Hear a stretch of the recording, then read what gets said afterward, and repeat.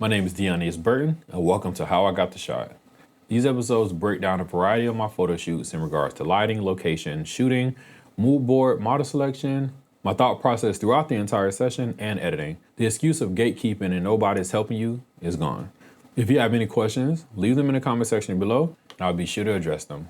Let's get started. All right, Sara, and Leanora were the two professional models for the January Photo Walk. Yes, it's June. I'm aware of what month it is. Don't worry about that part. Both models have been a part of my journey for years. At least it's been a decade for both. That means we technically grew up in the industry together. Both have resumes that feature tons of commercial projects, locally and nationwide. Their experience and our working relationship makes them perfect fits for the photo walk.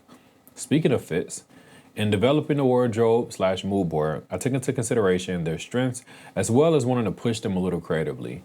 Both of them primarily do commercial work, but I want to give them something a little edgier, just a little bit edgier for that first look. Justina helped with figuring out the wardrobe and also helped me with the props for look one. I normally wouldn't be this matchy-matchy for the theme, but I couldn't say no to the look. Once Justina showed me the Jeep look, I had to do it. Leonora's look was similar in that it was all leather, but she went the pants route with the matching jacket versus a skirt. I wanted Sara. I always call her Sarah, but she told me it's Sara. Sara? She's gonna be mad. I'm gonna just say Sara. I wanted Sara. I wanted Sara to give off the vibe of someone who just loves their Jeep. I mean, love their Jeep to the point where they're willing to do a photo shoot with it and wear a matching outfit. Leonora's character, on the other hand, was more of a love-hate relationship with her Jeep. Like, she likes the Jeep because it's hers and she paid for it, but the Jeep the Jeep going Jeep. I've seen, if you've seen the videos online, you know exactly what I mean. Look 2 was set up like a jewelry campaign. I found a bunch of photos online of jewelry campaigns that I liked that was shot in studio. I'm aware that we're gonna be shooting on location, but I knew that it would still work. So I asked Toria, who has a bunch of jewelry. She's very, very stylish and very resourceful. So I was like, hey, can you bring a bunch of matching jewelry that'll work for the models? I also told the models to bring some stuff as well, and we would figure it out in person. That flexibility really worked in our favor, so we didn't have to be locked down to one specific thing.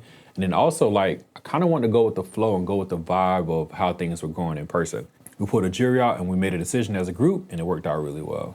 Look number 3 showcased 2 pieces designed by ETA Luxe, aka Erica. She's a designer based in South Florida. I love to collaborate with dope people, so I was thrilled when she said she wanted to supply 2 handmade pieces. One is a yellow romper, and the other was a formal dress. I knew both models would truly shine with these looks because it fits into what they do commercially.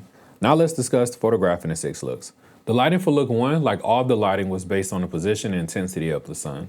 Multiple reflectors were used to fill in the shadows, and that's honestly where things got complicated. The composition, aka the placement of your subject in relation to the environment, made us have to actually really think about what we're doing and what we wanted. So we had to consider 4 things. The position of the model in relation to the sun, the wind blowing her hair, distractions in the background, and where to put the reflectors. Now, instead of jumping right into the solution, I wanted to show the photographers how I'd process the situation. We moved into different positions, taking shots and trusting our eyes. Like, I would tell them, do the eye test. Do you like the shot? Then we're good. And if you don't, then we got to move and do something else. So as we continue to move and shoot, we started finding spots and we started finding things that worked out really well. Everybody was happy. The solution that we ended up coming up with was literally the thing I had in mind when we first started. And yes, I did ask Sarah to stand on top of the Jeep because yes, when's the last time you saw a model stand on top of a Jeep wearing a branded leather Jeep skirt and jacket with the wind blowing in their hair? Exactly. That's why we did it. Exactly. Leonora's character started out in front of the Jeep with the hood popped up. I learned over the years giving models a character to play helps a ton with posing. It stops everything from being mechanical. Facial expressions and body positions naturally fall into place when you're doing real life actions.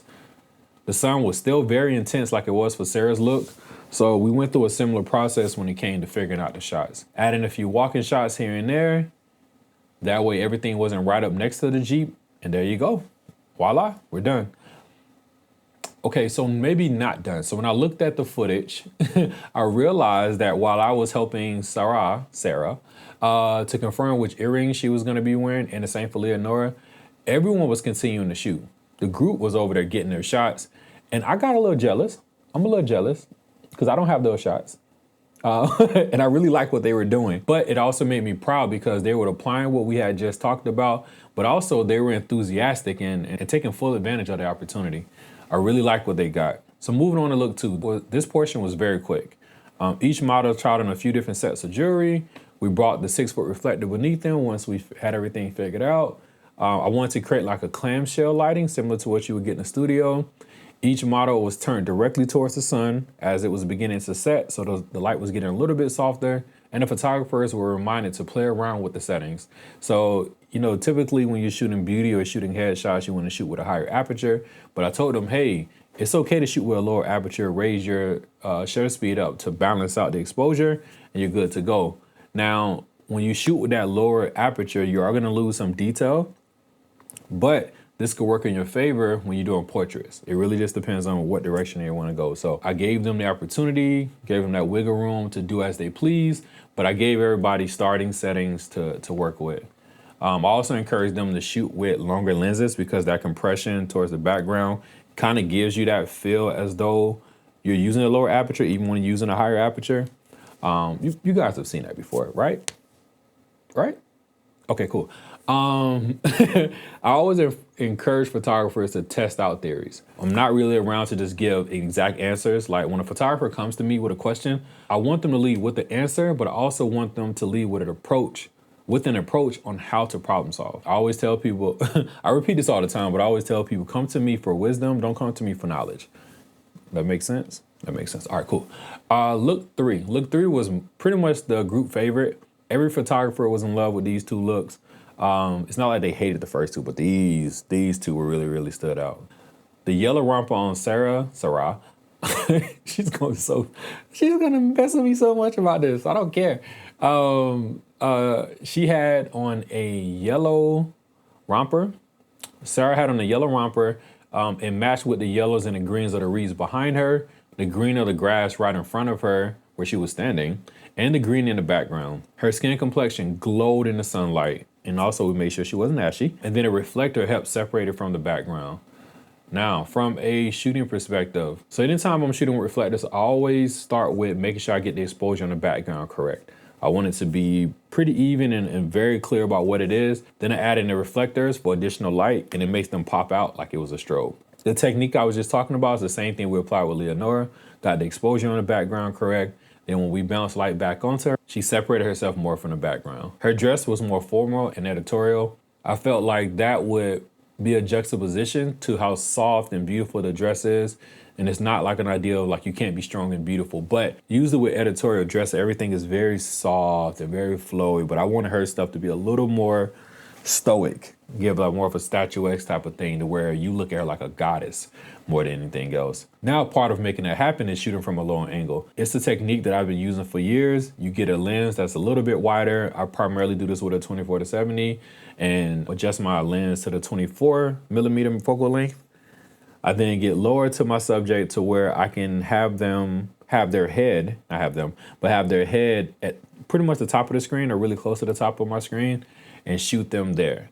The curvature of the lens actually stretches the model just enough to make them look a little bit taller. While I'm doing that, I'm also encouraging the model to make sure they pose in a way that's elongating their body or essentially not bending over. Anytime a model bends down and I'm shooting up at them, it makes them look short. So I try to avoid that at all costs. And yeah, that's how I got the shot. I might need to change that to shots since there are quite a few that I love from this, but that's how we got the shot. That's how we approached the day. Make sure all are following each of the models, Sara, on IG, and also Leanora. I'll put both of their links in the description below. Make sure you sign up for the next photo walk. Like, do that today. There's a limited amount of spots. The website is ready. You can also follow the Photo Walk Instagram account so that you can get updates as soon as things are happening. I pretty much update it daily or every few days with new things that are going on. And lastly, I know that we're shooting for our clients, for our friends, our networks, our family, everybody else in the world.